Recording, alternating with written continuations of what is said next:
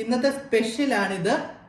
അപ്പോൾ എല്ലാവർക്കും കണ്ടപ്പോൾ മനസ്സിലായി കാണും, ഇത് നമ്മുടെ ബ്രൊക്കോളിയാണ്, ബ്രൊക്കോളി.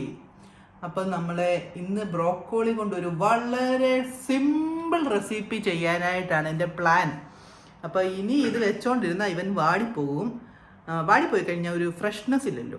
അപ്പം ഇത് നിങ്ങൾ മേടിക്കുമ്പോഴത്തേക്കുണ്ടല്ലോ ഈ തണ്ട് കുറവുള്ളതും, അതായത് ഇപ്പം എല്ലായിടത്തും ഇങ്ങനെ തണ്ടോടുകൂടിയാണ് വെച്ചേക്കുന്നത്. എന്നാലും നിങ്ങൾ നോക്കിയിട്ട് കൂടുതൽ ഇതുപോലെ ഈ പച്ച ഭാഗം കൂടുതലുള്ളത് എടുക്കണം. അല്ലാതെ കൂടുതൽ തണ്ട് മേടിച്ചുകൊണ്ട് വന്നാൽ നമുക്കൊന്നും കാണത്തില്ല കറി വെച്ച് കഴിയുമ്പോഴത്തേക്കും.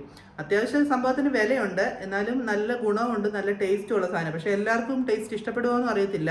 എല്ലാ സാലഡ്സിൻ്റെയും പിന്നെ സ്റ്റീംഡ് ഇത് ഒരു സ്റ്റീം ഇങ്ങനെ ചെയ്തിട്ട് കഴിക്കാനൊക്കെ നല്ല ടേസ്റ്റാണ്. അപ്പം ഞാൻ ഉദ്ദേശിക്കുന്ന സ്റ്റീമൊന്നുമല്ല, ഞാൻ ജസ്റ്റ് ഈ എണ്ണയ്ക്കകത്തൊരു ചെറിയ മെഴുക്ക് പുരട്ടിയാണ്, പക്ഷെ പെട്ടെന്ന് ഉണ്ടാക്കാവുന്ന മെഴുക്ക് പുരട്ടിയാണ്.